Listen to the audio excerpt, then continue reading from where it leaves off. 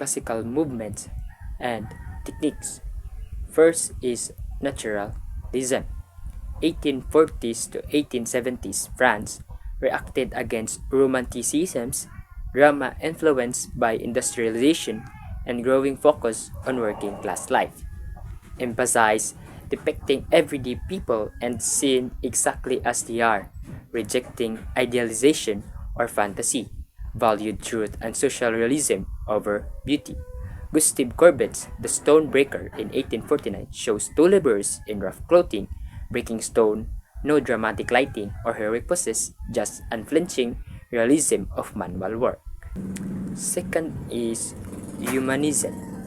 In 14th to 16th century Italy, Renaissance sparked by rediscovery of classical Greek Roman texts focused on human potential, dignity, and individualism.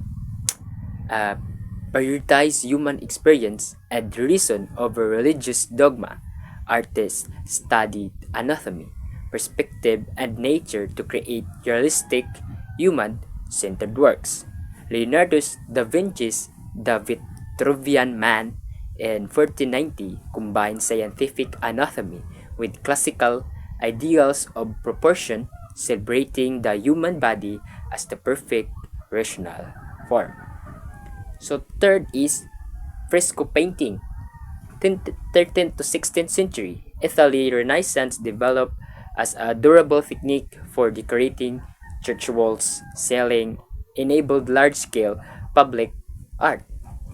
Applied pigment mixed with water directly to wet plaster so color becomes part of the wall, requires speed and precision used to convey grand spiritual narrative.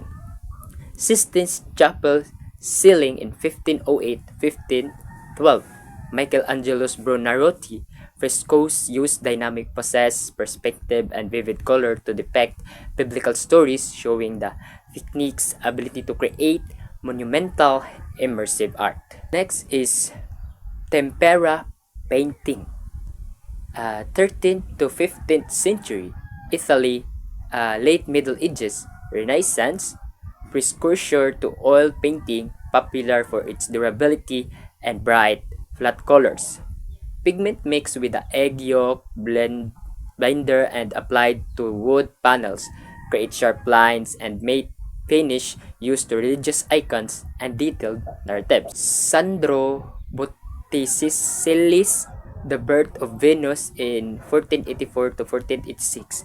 Botticelli's tempera work features flat, luminous colors, graced lines, and idealized figures, capturing Renaissance humanism while showing the technique's characteristic clarity. Next is oil painting, 15th century in Northern Europe. Flemish Renaissance. Later spreading to Italy, developed as a more versatile alternative to tempera, enabled to new levels of detail and realism. Pigment mixed with oil usually lends head for slow drying, allowing blending and layering used to create rich texture, deep shadows, and precise details. Arnolfini portrait in 1434, Van Eyck's oil painting used integrate details from the foreground to the reflection in the mirror, and subtitle color blending to capture a moment in time with unprecedented realism. Is modern art movements. So first is Impressionism. 1860s to 1890s, France reacted against academic art's strict rules, influenced by photography and growing interest in lighting and movement, focused on capturing fleeting moments of lighting and atmosphere outdoors, and used low brush strokes, bright colors, and avoided black. Yes. And Claude Monet Impression's Sunrise in 1872, the painting that gave the movement its name, loose brushstrokes and muted hazy colors convey the early morning light over a harbor, prioritizing impression over detail. So next is Post-Impressionism, 1880s to 90s. France built on Impressionism, but emphasized structure, color theory, and emotional expression over pure light. Artists use bold colors, distorted forms, and symbolic elements to convey personal feeling rather than objective reality. So, Starry Night in 1889, Van Gogh, swirling brushstrokes, vivid blue and yellow, and exaggerated moon. Stars expresses inner turmoil and awe of nature, moving beyond impressionism to literal depiction. Is Cubism, 1807 to 1920s France, influenced by African art. Cézine's focus on form and new ideas about perspective, rejected traditional 3D perspective, depicted subjectives from multiple angles at once, breaking them into geometric shapes or cubes, explored how we perceive objects rather than how they look. Les Dumézil's d'Avignon, 1907, Picasso's painting shows the five figures from overlapping angles with sharp geometric forms, revolutionizing how art represents space and challenging conventional beauty. Fauvism, 1805 to 1808, France name means wild beast from critics, emerged as a radical break from Impressionism.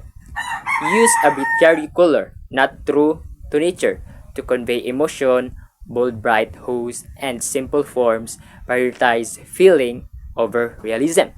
Henri Matisse, The Joy of Life, in 1905 to 1906.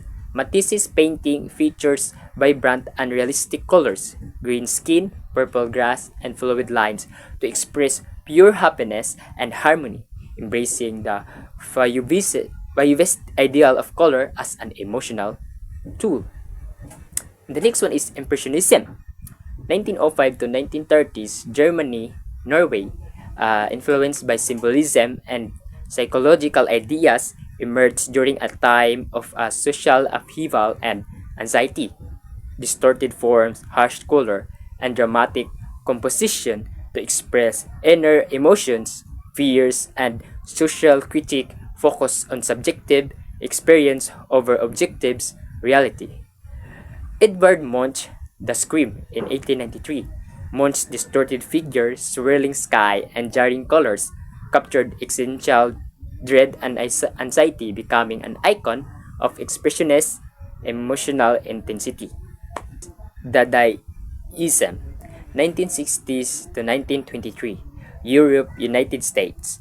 Born from disguise with a World War First violence, rejected logic, reason, and traditional art, embraced chaos, absurdity, and rudiments. Everyday object presented as art, critiques society, art, and war through humor and provocation.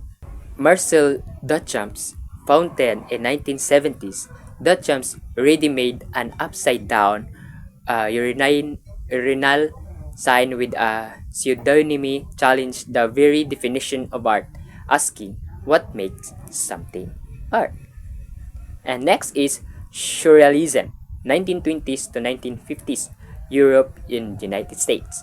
Grew from Dadaism influenced by Sigmund Freud's ideas about the unconscious mind, blended dreams and reality to explore the unconscious, use bizarre, illogical scene, detailed realism, and symbolic imagery. Salvador Dali, The Persistence of Memory, 1931.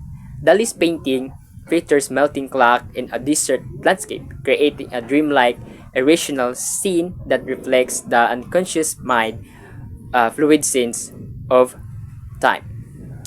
Next is pop art, 1950s to 60s.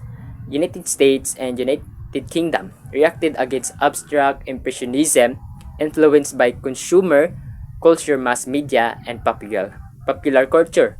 Use image from everyday life, advertisements, celebrities, products. Emphasize repetition, mass production, and blurring the line between high and low art. Andy Warhol labels soap cans in 1962. Warhol's 32 painting of soup cans use repetition and flat commercial style painting to celebrate and critique consumer culture and ubiquity. My brief reflection is surrealism resonates with me most because it embraced the weird and irrational and the power of imagination in a world that often demands logic, order. Surrealists are reminds us that there is beauty and truth in our dreams and unconscious thoughts, encouraging us see the world new and unexpected ways.